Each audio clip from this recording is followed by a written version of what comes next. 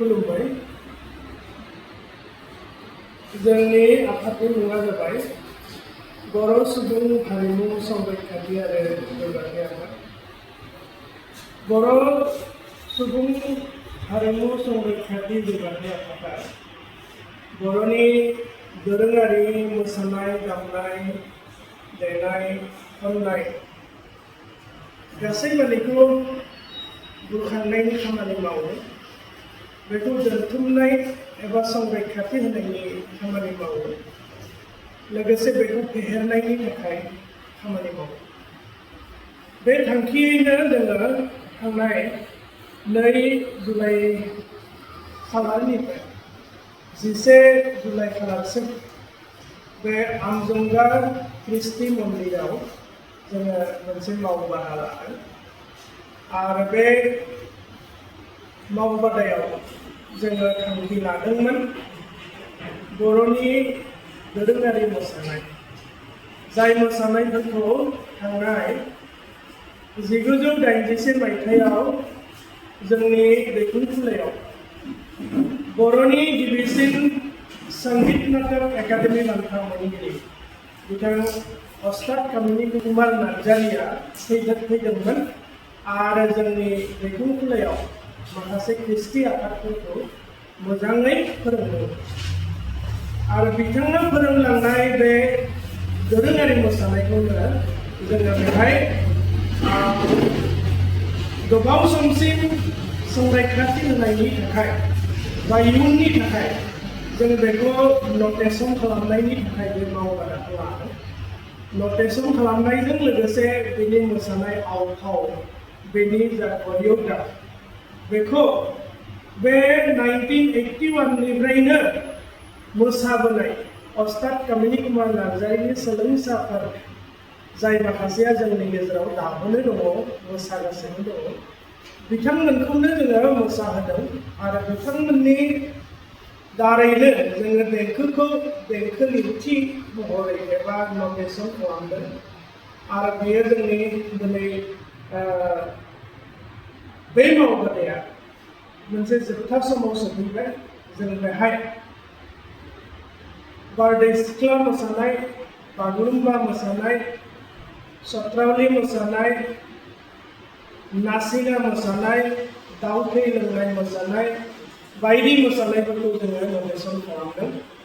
आरो बेखौ जोङो जौगामियै लाखिनो थाखाय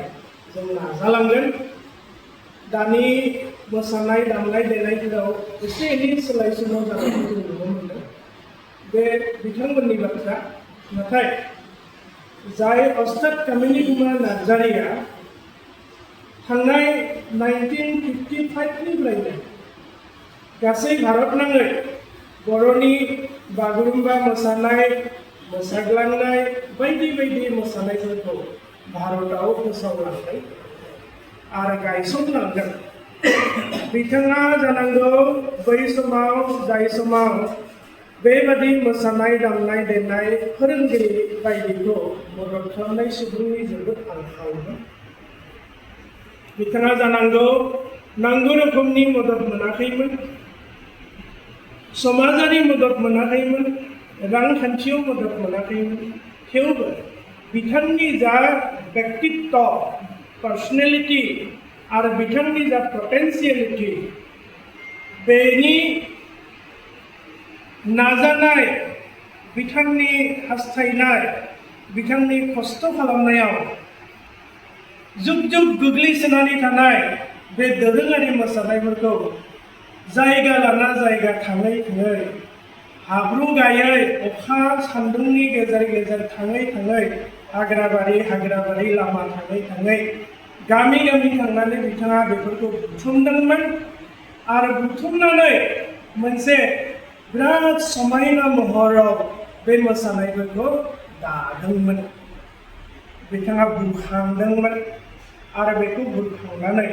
जों मिथिनो मोनो दा वेस्ट बेंगल बायदि जायगायाव बिथाङा फोरोंहैदों, जाय वेस्ट बेंगलाव कुनु बर'नि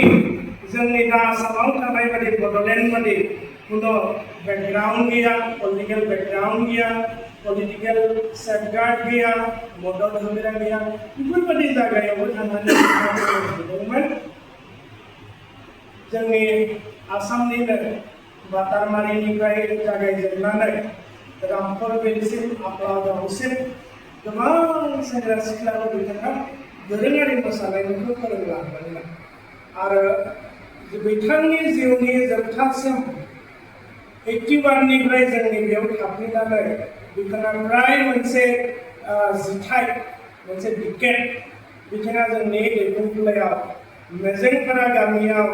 मासपारा गामियाव सारापारा गामियाव फकीरपारा गामियाव थानानै गोबां सेंग्रा सिख्लाखौ बे दोरोङारि मोसानायखौ फोरोंलांदों आरो जाबादि बिथाङा 1955निफ्राय 57, 72, 62 बायदि बायदि समाव भारतनि राजधानी दिल्लीयाव मोसाहैनाय आरो गोबां थावनियाव मोसाहैनाय बायदिनो जोंनि दैदेनगिरिनिफ्रायबो बिथांनि जा प्रथम संगीत नाटक एकाडेमी एवार्ड आजावनाय गोदान दिल्लीयाव बे जादों 1982 आरो बे 1982नो बिथाङा मेजेंपारानि सोरां आफादखौ जाय बिथाङा फोरोंदों सोरां आफाद बेखौ दिल्लीयाव लांफानानै बुकदार बिखा फोरगाननानै बिथांनि बान्थाखौ भारत सरकारनिफ्राय नाजावदों आरो बे सोरां आफादखौ मोसाहोदों मोनबा दोरोङारि मोसानाय आरो बेखौ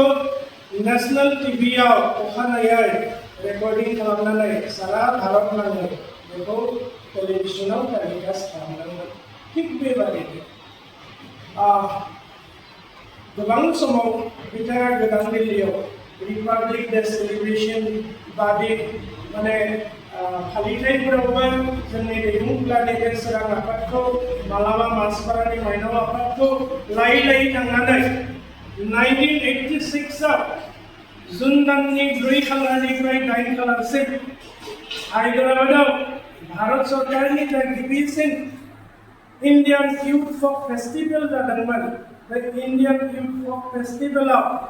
मेजेंपारानि सोरां आफादखौ बारदै सिख्ला मोसाग्लांनाय बायदि मोसाहोदोंमोन आरो बे मोसानाया मोनसे बादायलायनाय मोसानायमोन फेस्टिवला जेराव 126टा 126टा मोसाग्रा हानजा भारतनि दाब दाब राज्योनिफ्राय फैना मोसादों नाथाय अस्ताद कामिनी कुमार नार्जारीनि दैदेननायाव बे सोरां आफादा बारदै सिख्लाखौ मोसानानै बेहाय 126टाखौ फेजेननानै गिबि बान्था आवग्रिनो हादोंमोन बे जोंनि थाखाय मोनसे गोग्गानाय बाथ्रा कामिनी कुमार नार्जारीनि बे मोनसे गिदिर देरहानाय जोंनि बर' हारिनि मोनसे गिदिर देरहानाय बेनि उनावबो बै समाव सोवियत रासिया आरो भारतनि गेजेराव इन्डियानि गेजेराव मोनसे फ्रेंडशिप रिलेशन सोलिनानै दंमोन जायनि थाखाय बे फेस्टिवलाव हायद्राबादनि जेराव रासिया हादरनि माखासे एक्सपार्टफोर माखासे अबजार्भारफोर दंमोन आरो बिथांमोना बे बारदै सिख्ला मोसानायखौ नुनानै जोबोद गोजोनो आरो बे हानजाखौ रासिया हादराव इंडियन फेस्टिवलाव मोसानो थाखाय बिथांमोना सायख'लाङो नाथाय दुर्भाग्य जोंनि बे हानजाया रासिया हादराव आसाम सरकारनि दारै हरजायाखै राजखान्थि भाबै बेखौ बन्द खालामना बिहु हानजाखौसो मोसाहोदोंमोन होननानै जों मिथियो आरो बे मोनसे कामिनी कुमार नार्जारीनि जिउआव मोनसे गेदेर ट्रेजेडी जाय अस्ताद कामिनी कुमार नार्जारीया गिबिसिन विदेशाव बर'नि हारिमुखौ दिन्थिनायनि थाखाय सायख'जादोंमोन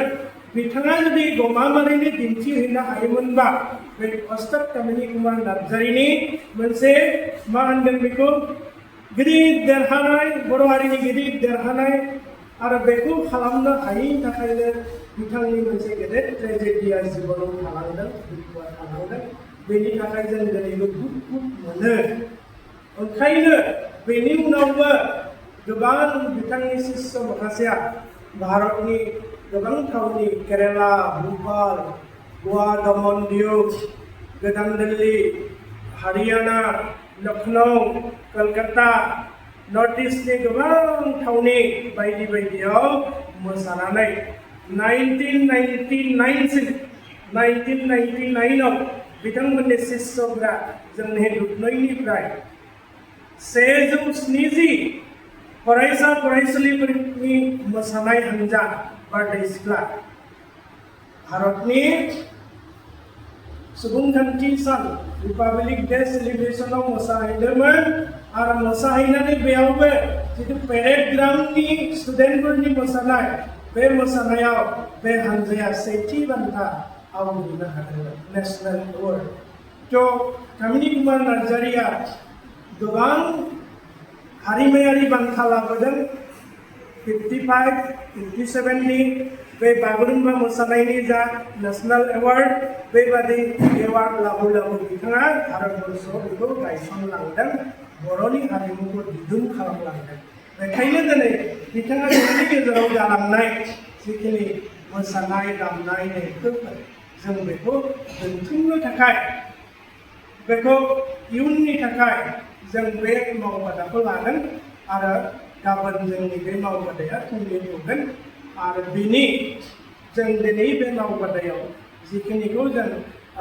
पारफेक्शन खालामदों जिखिनिखौ जों नटेसन खालामदों बेखौ जों साननैसो उनाव रायजोफोरखौ लिंनानै दिन्थिफुंगोन जोंनि थांखिया बेनोसै।